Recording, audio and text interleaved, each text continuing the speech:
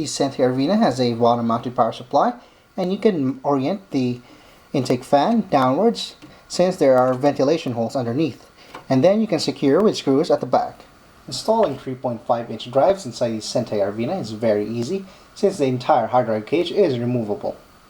Each drive is also housed inside a separate hard drive box, and if you look closely, you notice that the 2.5-inch hard drives are supported in these boxes. To install a 3.5-inch drive inside a box, simply slide it into place and lock it on the left side.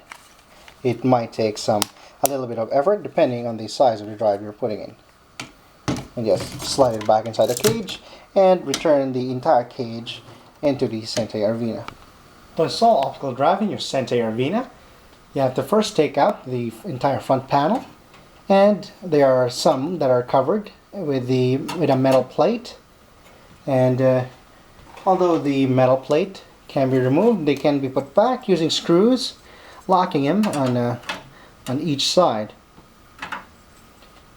In this example, we're going to use one of the flip down drive bay covers, so we're going to install it in the second to the last DVD mounting area. See, there it has a tool-free locking mechanism. First, there's an arrow pointing. You have to open that by pressing it downward. That pops out, and then we can slide our drive into place. Might be a bit tight since this is a new case.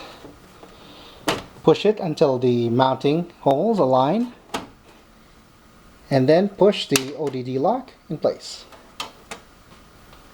There are a total of 9 motherboard standoffs included in the Sente Arvina kit, 8 of which are included in the package and 1 actually come pre-installed, located in the upper left-hand corner. There are 2 more plastic ones which can be used as well. The Sente Arvina has a CPU aftermarket heatsink clearance of up to 165 millimeters.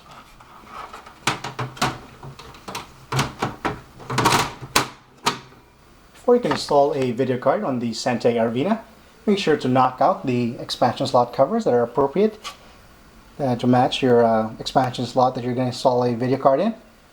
And as you can see, the Arvina has toolless mounting options. So what we're going to do is take our HD6970 and try to fit it in.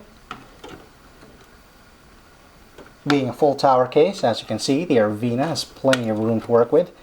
Install any video card, and I think there's about few more inches of clearance there between the hard drive cage and the video card itself, so it should be able to fit most modern video cards, even 6990 and a 5970. That's over 12.5 inches just from measuring it, just on the outside clearance. The inside clearance offers about an inch more clearance to 13.5 inches. Alright, now we have finished assembling all our system components inside the Sente Arvina, and just a couple of notes on cable management that I've found. I found some of the front panel connectors cables to be too short, like this power LED. And if you'd see that it is shorter than all the other cables, for hard drive LED and reset switch and the power switch. I don't know why they designed it like this. The problem with having it like this is that I can't route it at the bottom, and I wanted to route it all here at the bottom, and so it just comes out from the top like that, from the bottom like that, and I had to route it to this small cable routing hole just so the front power cable would reach. Also, the 2 USB cables I found a little too short. I have 2 USB headers on this motherboard, and what happens is that I can route one is slightly longer than the other, about 2 centimeters longer, and I could route that to the nearest one, but the other is a little too short that I have to route if I route it from the bottom. So what I ended up was I routed this large cutout here, and if you notice that it cuts through the motherboard just to reach it. It will not reach. See, if I try to press it down, it will not reach if you route it at the bottom out of the way.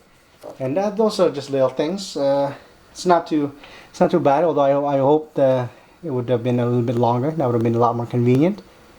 Our front panel audio header is actually the exact length.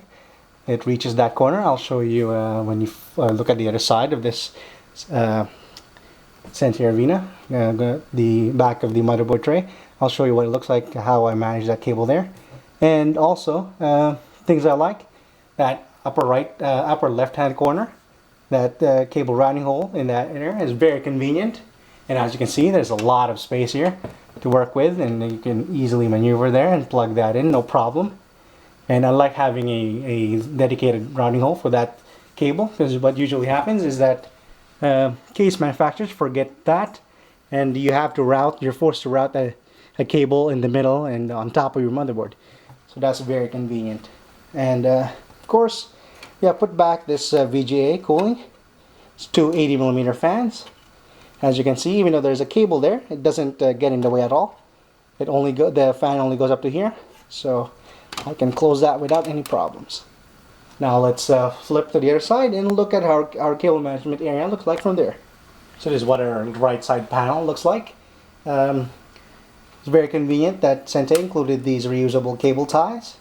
And they're a bit, in the beginning, they take a while to stick.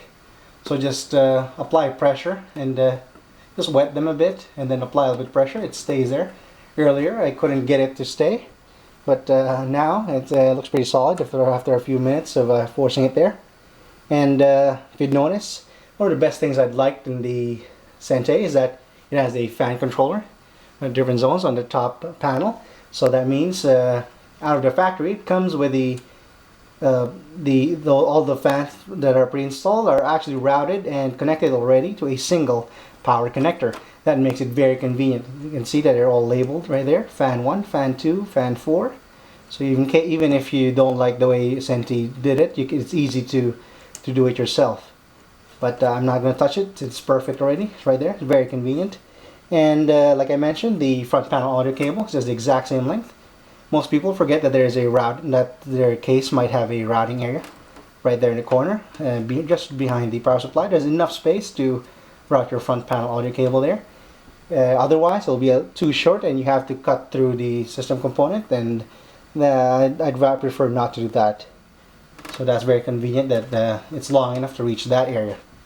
And also, there's 2 centimeters clearance between 2 centimeter clearance between the back of this motherboard tray and the right side panel. So it is thick enough to, it is actually wide enough to route this thick 24-pin power supply cable on here. And of course, there's plenty of cable routing areas. So we had no problems routing all our extra SATA cables and all our power supply cables here to the back. Now let's put back all our panels and fire up our system on the Sente so you can hear just how loud the default fans are.